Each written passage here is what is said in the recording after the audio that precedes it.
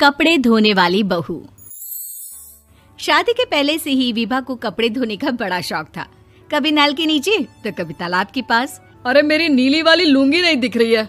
विभा की अम्मा, कहाँ रखी है लुंगी? अरे वो तो विभा ने परसों ही धोकर रखी थी आपकी अलमारी में, देखो वहीं होगी। वो ना मैंने आज धो दी, मुझे लगा कि गंदी हो गई होगी। अरे कैसे गंदी हो गई थी? उसे तो मैंने पहना भी नहीं। हे भगवान, इस लड़की के कपड़े धोने की आदत से परेशान हो गया हूँ मैं। जितना तो घर में राशन नहीं आता, उससे कहीं ज्यादा डिटर्जेंट पाउडर का खर्चा है। इसकी शादी करवा दो, शादी। जाए अपने घर में ही करे काम, फिर चाहे घर के कपड़े धोने हो या पूरे गांव के। हाँ ठीक बोल रही हो, देखता हूँ मैं कोई लड़का। वो दिन भी आ जाता है जब विभा को देखने लड़के वाले आ जाते हैं। लड़की मुझे अच्छी लगी। होने वाली सास कहती है, बेटी अगर कुछ पूछना है तो पूछ लो। वैसे तो हमारी लड़की बहुत ही शर्मीली है, जो बोल दो वो मान लेती है, इसे क्या पूछना होगा। अरे कैसी बात कर रही हो माँ, मुझे इन लोगों के घर रहना है, सवाल तो कई है।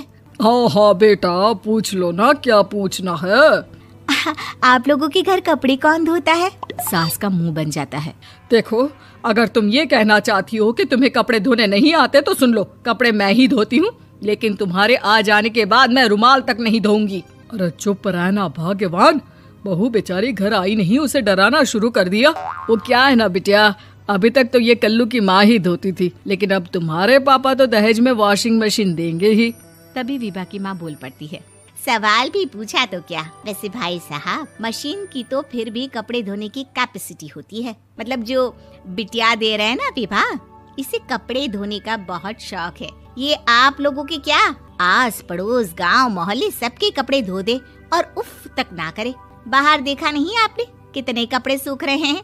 सब हमारी बिटिया ने ही तो धोए हैं। बस भी करो ना माँ, शर्म आ रही इतनी तारीफ सुनकर। और तो और एक दाग निकाल कर दिखाओ तो मान जाओ। हाँ अच्छा, माफ करना बेटा, मैंने गलत समझा। हमें तो रिश्ता बहुत पसंद है। और ऐसे जुड़ जाता है रिश्ता कपड़े धोने का शौक रखने वाली विभा का। उसकी शादी हो जाती है कोयला फैक्ट्री में काम करने वाले कल्लू के साथ। शादी के बाद अचानक विभा चिल्लाती हुई सास के पास आती है। सासू माँ, अरे सासू माँ कहाँ है आप? ये तो धोखा है, धोखा दिया आप लोगों ने मुझे। इसे ससुर के चक्कर के बारे में पता चल गया। अरे तो उसमें तुझे क्यों धोखा मिला है? अरे नल में पानी नहीं आता, कपड़े कैसे कब धुलेंगे? अच्छा, तू पानी नहीं आ रहा उसकी बात कर रही है। तो आपने क्या सोचा? कुछ नहीं। अच्छा तेरी माँ ने कहा था कि कपड़े धोने का शौक है तुझे, याद आया मुझे। शौक बोलकर कपड़े धोने वाले मेरे जुनून को कम ना आके सासू माँ, कपड़ा धोना मेरा गुरूर है। तभी पति भी वहाँ आ जाता है। अभी मैंने इसे सनी देओल की फिल्म दिखाई है, उसी के डायलॉग मार रही है माँ। अच्छा सुन, साफ बता रही हूँ, पानी सुबह 4 से 6 और शाम को 10 से 12 आता है, समझी? विभा टाइमिंग सुनकर हैरान हो जाती है। ये क्या भूतों का मोहल्ला है?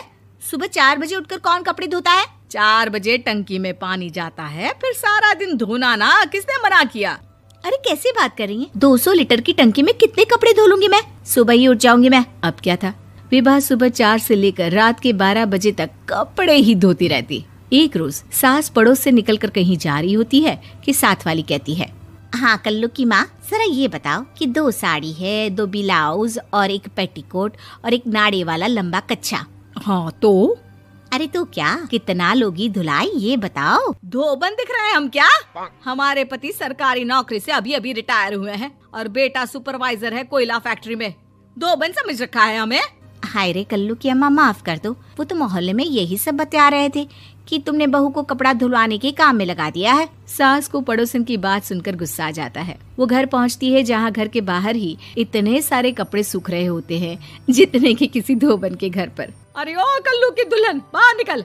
माँ जी यहीं आ जाओ, बाथरूम में चादर धो रहे हैं हम। अरे अभी हम धोते हैं, तुमको बाहर निकलो। ये आस पड़ोस वाले बोल रहे हैं कि हम बहू से कपड़े धुलवा कर उसे कपड़ा धोने वाली बना दिए हैं। अरे छोड़ो ना माँ जी, किन लोगों की बातों में आती हो? आस पास के लोगों का तो काम ही होता है कि वो किसी तरह सास बहू को लड़ा दे। बहू सारे घर के कपड़े धोती है, ये क्या कम है? बोलिए। सास को भी लग जाता है कि वो बहू का ये सनकीपन नहीं छुड़वा सकती, इससे अच्छा है कि खुद ही चुप हो जाए। एक रोज सास और बहू मंदिर जाते हैं, जहाँ सास की साड़ी वहाँ खड़ी भीख मांगने वाली से मिलती है। माँ जी क्या बात है, आपकी साड़ी उस भिखारन से कितनी मिल रही है ना? हाँ हाँ देखो तो, दोनों की साड़ी मिल रही है। क्या बात है कल्लू की अम्मा, तुम खुद को तो अफसर की बीवी बताती हो और ऐसी सिंपल सी प्लेन साड़ी पहनकर घूमती हो। सिंपल और प्लेन नहीं है ये साड़ी। तो क्या सोने के धागे से फूल बने हैं? कुछ भी सासू माँ, कुछ भी। हाँ बने थे इस साड़ी में सोने के धागे से फूल। मेरे पति लेकर आए थे मद्रास से स्पेशली मेरे लिए 10,000 की। ताहे भाई साहब इस भिखारन के लिए भी सेम टू सेम साड़ी लेकर आए होंगे 10,000 की। सास उस वक्त तो कुछ नहीं कहती, लेकिन बहू के साथ घर आती है और अलमारी से एल्बम निकाल कर लाती है। ये साड़ी देख रही है, ये वही साड़ी है जिसे मैंने अभी पहना था। इस साड़ी में ये जो चमकदार फूल दिख रहे हैं ना, ये सोने के धागों से काटे गए हैं। लेकिन तू लोकल वॉशिंग मशीन ब्रश से घिस घिस कर सारे फूलों को निकाल कर साड़ी प्लेन कर दी।